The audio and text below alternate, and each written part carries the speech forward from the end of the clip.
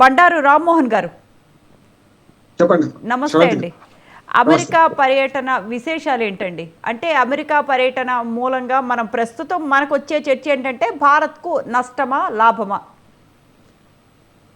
శ్రవంతి గారు, మీకు స్వతంత్ర టీవీ ప్రేక్షకులకు, ప్యానెల్ ఉన్న మిత్రులకు నమస్కారం. మోడీ గారు 2 రోజులు ఫ్రాన్స్, ఆ తర్వాత 2 రోజులు అమెరికా పర్యటన వాటికి ముగుస్తుంది. ఈ 4 రోజుల పర్యటనలో చూస్తే మీరన్న అక్క అక్కే లెక్క లెక్కే అన్నట్టు తమ్ముడు తమ్ముడే, బామ్మర్ది బామ్మర్దే. ప్రపంచం అంతా కుటుంబంగా మారిపోయిన తర్వాత, ఒక కుటుంబంగా ఉన్న తర్వాత మంచి చెడ్డలు 2 ఉంటాయి. అంటే పూర్తిగా మన మన ఇంటికి వస్తే ఏం చేస్తావు, మీ ఇంటికి వస్తే ఏమి ఇస్తావు అనే లెక్క ఇక్కడ జలం. ఎవరి స్వార్థం వాళ్ళకు ఉంటుంది, ఎవరి ప్రయోజనాలు వాళ్ళకు ఉంటాయి. కాకపోతే పరస్పరం ఇద్దరు ప్రయోజనాలు కలిసినప్పుడే లెక్కలు కలుస్తాయి. అంతే. అందుకంటే శత్రువు మిత్రుడు అన్నట్టు చైనాకి అమెరికా పంపినాక తప్పనిసరి కొన్ని విషయాల్లో అమెరికా మనతో రాజీ పడక తప్పదు. కొన్ని విషయాలు కఠినంగా ఉండక తప్పదు. ఎందుకంటే ఇప్పుడు అమెరికా విధానాన్ని ఒకే రోజులో మన కోసం మార్చుకోలేదు కదా. ముఖ్యంగా ట్రంప్ తన ఎన్నికల ప్రచారంలో ఏమేమి చెప్పిండో ఆ వరుసగా ఎగ్జిక్యూటివ్ ఆర్డర్స్ ద్వారా చేస్తున్నారు. ఉదాహరణకు సుంకాలు పెంచడం, ఖచ్చితంగా పెంచుతారు. కాకపోతే ఒక సామెత ఉంది, సామెత గారు, తాగేవాడి కడతాడు తాళ్ల పని అన్నట్టు. సుంకాలు పెంచితే మనకే నష్టం.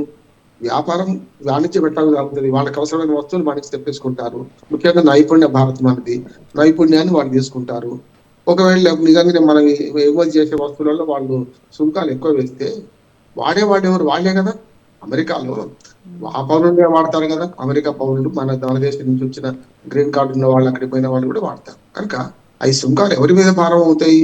చివరికి ఆ ప్రజల మీద భారం అవుతాయి కదా. అందుకనే దానివల్ల మనం ఇష్టం లేదు. 1-2 అంశాలతో మనం ఆందోళన పడతాం మాత్రం వాస్తవమే, కానీ అది కూడా మోడీ గారు తేల్చి చెప్పేశారు. ఏమని? ఇల్లీగల్ ఇమిగ్రేట్ విషయంలో ఎవరైనా అంతే కదా. ఇప్పుడు మన దగ్గరికి ఎవరైనా వేరే దేశస్తులు వచ్చి ఉంటే మనం ఊరుకుంటామా? అందుకనే వాళ్ళైనా మనమైనా మన ప్రయోజనాలు మనకున్నాయి. ఇల్లీగల్ ఇమిగ్రెంట్ విషయంలో మనమైనా అంతే, వాళ్ళు అంతే. ఇల్లీగల్ ఇమిగ్రెంట్ అయిన వాళ్ళకైతే ఎలాంటి సమస్య లేదు అక్కడ.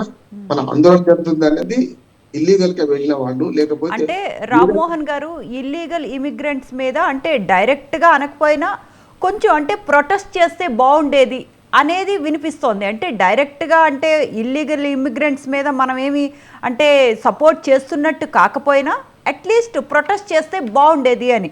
దే షుడ్ సమ్ ప్రొటెస్ట్ కదండి. సెవెంత్ గారు, ఎప్పుడైనా సరే కొన్ని బహిరంగంగా ఉంటాయి, కొన్ని లోపాయకరంగా. అన్నిటి బహిరంగ పత్రం విదేశానికి ఇది కూడా కాదు. అంటే జయశంకర్ గారు వెళ్ళి ఏమి మాట్లాడారు అక్కడ? నా ఉద్దేశం ఏంటంటే మాట్లాడతారు. ఆయన ప్రమాణస్వీకారంలోకి వెళ్ళారు, కానీ ప్రపంచానికి వాళ్ళు ఏదైతే అనుసరిస్తున్న నీతి ఏదైతుందో ఇల్లీగల్ ఇమిగ్రెంట్స్ పంపుతా ఉన్నారు. పంపిన పద్ధతి తప్పంటున్నాం. ఏది సంకటి వేయడం కానీ, లేకుంటే సైనిక విమానాలు పంపడం. అందుకని ఇప్పుడు 2వ పర్యటనలో అది కూడా చర్చకు వచ్చింది. మోడీ గారు ఏమన్నారంటే, మీరు ఇల్లీగల్ ఇమిగ్రెంట్స్ మేమే తీసుకెళ్తామని. అది కాదు. కానీ కొన్ని చట్టాల విషయంలో ఇప్పుడు దుబాయ్ లో రేప్ చేస్తే శిక్ష ఉన్నది, దొంగతనం చేస్తే శిక్ష ఉన్నది. మరి వాటిని కాదనైతే దుబాయ్ లో మనం తీసుకురాలేం కదా. ఏ దేశానికి ఆ దేశ చట్టాలు ఉన్నాయి, న్యాయాలు ఉన్నాయి, దాన్ని బట్టి శిక్షలు కూడా ఉంటాయి.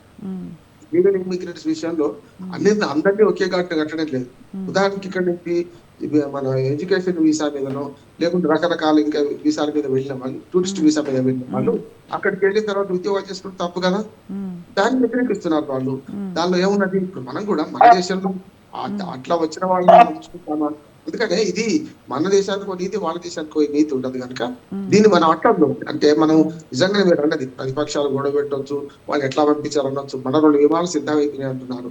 నేనేమంటున్నాను, విదేశాంగ సంబంధాలలో ఆర్థిక, రాజకీయ, సామాజిక సంబంధాలు ఉంటాయి తప్ప ఒకటే ఉండదు కదా. అవన్నీ కలిసి ఆలోచన చేస్తున్నాను నేను.